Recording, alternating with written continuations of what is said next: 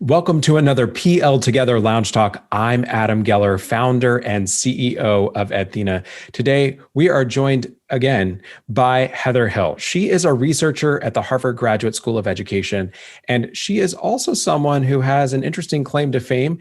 She's potentially observed more classrooms than anyone else in the United States. Has anyone broken that maybe Guinness World Record yet, Heather? Oh, I have one associate who I think looks at more classrooms than I do. But yeah, I've seen a lot of classrooms.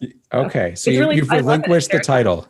I will always choose to spend my time looking at classrooms if I can. So, well, that's what we're here to talk about, is what's happening in classrooms, of course, and how to have a bigger impact with students. And today we've been talking about research findings that challenge assumptions that educators have. And so I want to talk about, if you are a school leader or a district leader planning a PD and you're trying to pick that's the direction ahead to have the biggest impact with students, that maybe you don't want to plan a professional development that's focused mainly on increasing teachers' content knowledge. Mm-hmm. Yeah. Okay. Well, tell us more. Your face is actually my face when I started to realize this, just a couple of years ago. So I started my career really looking at teachers' content knowledge in mathematics in particular. And the idea and the sort of theory of action that we had back then was something like this. A lot of teachers don't have the content knowledge that they need to teach, K-8 teachers in particular, because they're not comfortable teaching math. They weren't well trained when they were in school with regard to the mathematics that they are now teaching. And what we need to do is increase that content knowledge in order to improve instruction and then improve student outcomes.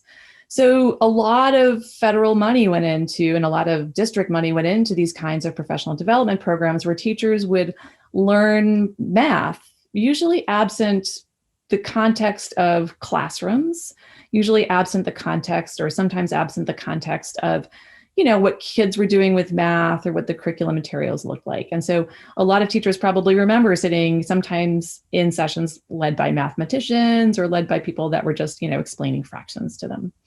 So 20 years go by, we do a lot of studies. Some colleagues and I start looking across these studies. And one of the things that we asked the data was, so professional development does seem to impact student outcomes. There's a positive impact on average across. We found about 90 programs in this particular meta-analysis.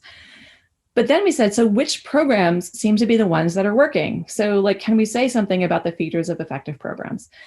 We approached that two ways. The first thing that we did was to say, okay, so what kinds of program content seem to lead to better student outcomes? And we broke this up into three buckets.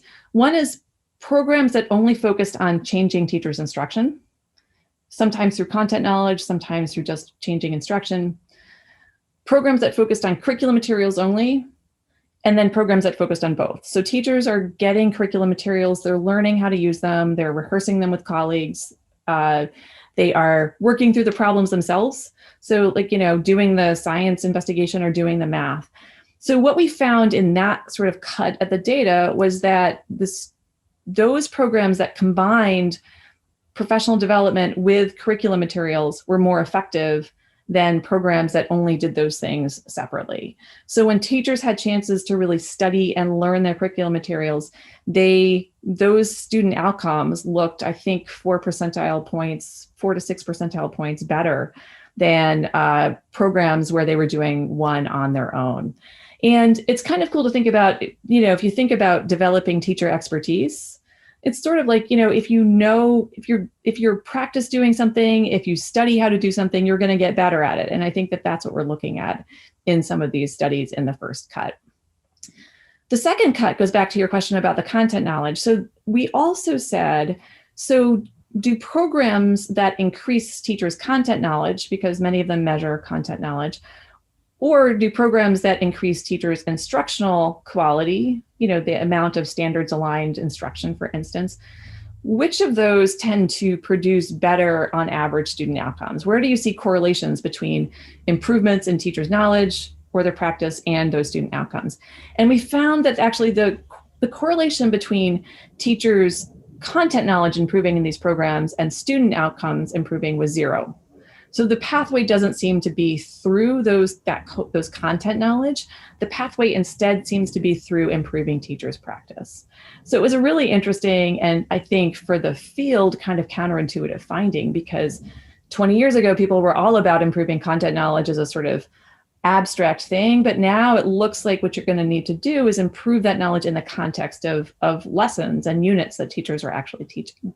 It's interesting. I was remembering my experience being a science teacher and thinking about, okay, there's so many content, content heavy things in science, especially, middle school where I taught. It was introducing a lot of topics for the first time. And what I was imagining was, I remember learning about, I live on the West Coast now, but growing up on the East Coast, you never learned about earthquakes in anything you did. And I was a teacher in Missouri, and we had an earthquake one year.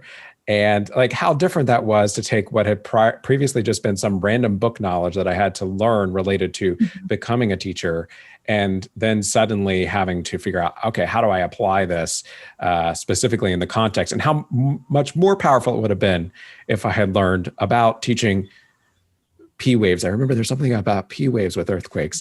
And how do you teach kids P waves? I don't remember. I have no idea, but I bet you if I had that PD that brought both of those together, but actually doing the teaching about those concepts, I feel like that's what you're saying, where we should be investing our time and our resources. And also, if you have a curriculum, I think a lot of PL that doesn't have a curriculum associated with it, if you talk to teachers after that experience, they say, well, I love the PL, like terrific ideas. I really want to do that, but I don't have anything to do in my class on Monday. I don't have a way to implement that in my class. And so the curriculum materials always give you a chance to sort of bring those ideas back to your class and give them a try and hopefully implement them with high quality. Well, and then opportunities for reflection and talking about that and other professional learning after that. Well, Heather, we are going to take a break. Thank you so much for joining us for PL Together. If you're just finding this conversation shared somewhere on social media, make sure to head to pltogether.org for the rest of this series of conversations, as well as many others. Heather, thanks so much for joining us. Thanks, Adam.